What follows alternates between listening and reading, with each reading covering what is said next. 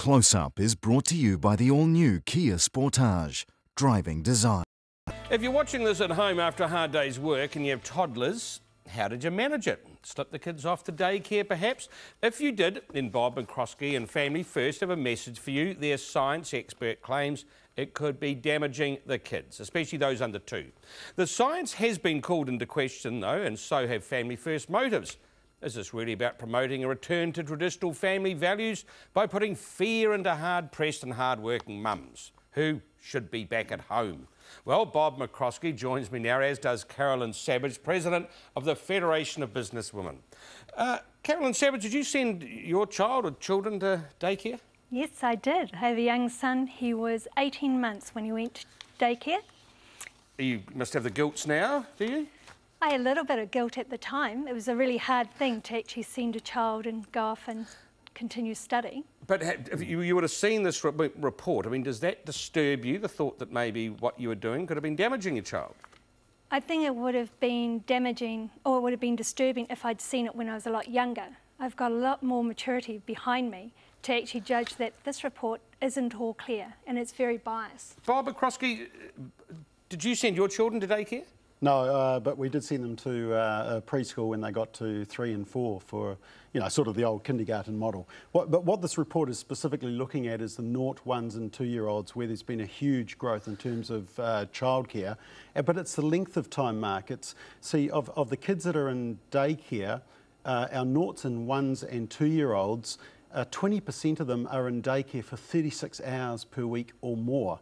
40% of them are in childcare for 24 hours per week on average. Now, that's a really long time, and what the Brainwave Trust, what the Children's Commissioner report last year said, and what this report is saying, is we need to be aware of very young children being in long periods of daycare. Just in terms of this report, Dr. Sigmund, what is he a doctor of? Well, that's a good question. But look, I think it's important to clarify that he has presented to the European Parliament and it's all been peer-reviewed for a biological journal, and he's also quoted 70 to 80 studies in the report. So it's not his opinion, it's studies. I challenge people to read it and read what the research says. I've read some of the other research. Now, one of the critical, because this all comes down to these things called cortisols, and they say they can relate to stress levels. To ill health. Now, one of the studies that he quoted in his report actually was a study of people over the age of 65. Well, there's a number of studies, and like I say, we can cherry pick 1 or 2. There's 70 to 80 studies that are contained in this report, and we're simply saying, look, if you go to the report, you believe this guy is legit and you believe his work is sound? Absolutely, because I can see the 70 to 80 reports that are coming out of respected places that's been peer-reviewed. And simply what we're saying is that the Ministry of Education focuses on outcomes of childcare, gets ready for school, you know, socialisation. But what we haven't seen is how does a child experience daycare while they're there? Babies can't talk, toddlers can't verbalise that well.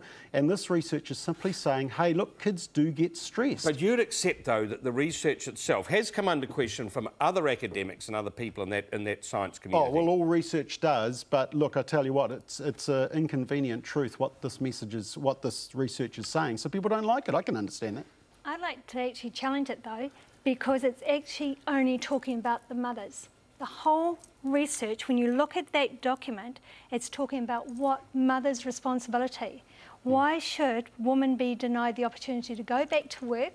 And in some cases, it's because of financial reasons they have to go back to work. It's not something they do by choice. Oh, well, it addresses that. I mean, I totally agree with you. I mean, the problem is that families don't have real choice. So many families say they have to go back to work. Department of Labour did a study. 75% of mums said that they wanted at least 1 year's paid parental leave. And that's one of the recommendations in the report. So that families can have choice, because at the moment, families don't have choice. As you said in your intro, they have to go to work because that's the way they survive. But philosophically, do you believe that mums should be at home with the kids? No, I think parents should have real choice. And at the moment, the funding follows the child if you get professionals to look after your child. See, we talk about working mums feeling guilty, and you know, I do hear that a lot. But there's also mums at home that feel guilty because the impression they have is if they're going to make a contribution, they need to get out and work and let the professionals look after your kids. So they feel guilty as well. Is it Did you have a choice if you wanted to pursue your study? Did you have a choice as to whether to send your child to childcare? No, I didn't actually. Well, I did to some degree because my husband shared the role, but it still meant I had to put him into care for some period of time so I could actually continue. Because if I don't continue in my study, then I don't grow in my profession. The reality is, Bob, is that for some people, they need to work. Yeah. It's not that some lifestyle choice would rather be at work than looking after the baby. And whether it's the mum or the dad, a lot of people these days need two incomes to survive. Yeah, and that is part of the issue that's raised, because at the moment we fund a child to be cared for by a professional, but we don't financially contribute to families where they choose to have a stay-at-home parent for those first important couple of years, and that's what parents want. Do you want to turn every family in New Zealand every parent into a beneficiary, Bob? No, exactly not. But we're talking about the first 3 years, those really important years when the brain develops triple-fold in a child, when there's cortisol, when there's HPAA programming. I mean, these are all technical terms, and you need to read the report, but you need to read the 70 to 80 studies. But who's going to pay for that? Who's going to pay for the funding? Well, already we've got a industry which is a $1.5 billion industry in early childhood education, which is why the industry is pretty upset with this report, because it's not only it's talking about some of the negative aspects of early childhood education, which really you won't find put out by the Department of Education or the industry. But you haven't actually looked at the positives as well. In some cases, these children are probably getting better, and it's unfortunate, but some children are actually getting better care during this time. The report actually says that. It says for at-risk kids coming from dysfunctional homes, in fact, the remedial use of childcare is actually beneficial. Is there a danger that some women are going to feel, they're going to look at this and think, I'm a failure? Yes. In fact, that's actually going to add more pressure to women out there. One, they're supporting their family, or two, they're extending their careers.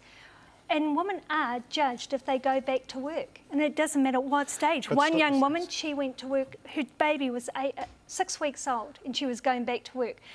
And for her, it was the hardest decision, but she could not afford to do it. Stay-home mums feel put down as well, because they feel like they're not contributing. But stay-home mums aren't being told, with due respect, Bob McCoskrie, that what they've done may be damaging their child's brains or maybe sort of damaging their development. No, the message is that they need to go to work because the professionals can prepare their kids better for school than they can. The value of the mother being there, that biological connection. Where does that message come from? You just have to talk to mothers about it.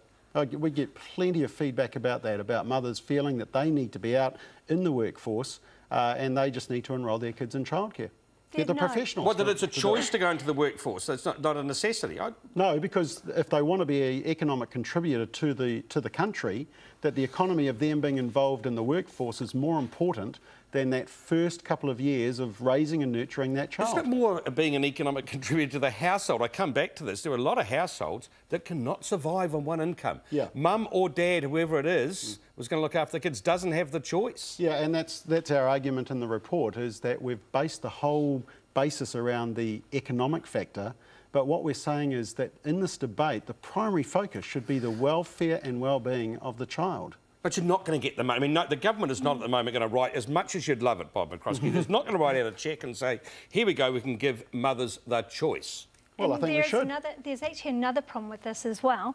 If you say that an employer has to pay a certain period for women to take time off work to look after their children. For example, now BPW New Zealand has been quite strong in trying to raise the period for women to take maternity leave. The problem is women get judged when they get employed, and the employer across the table is going to think, is she going to have children? Is this going to cost us as an investment time while she's off for a year or 2 years raising her child, and then do we bring her back in?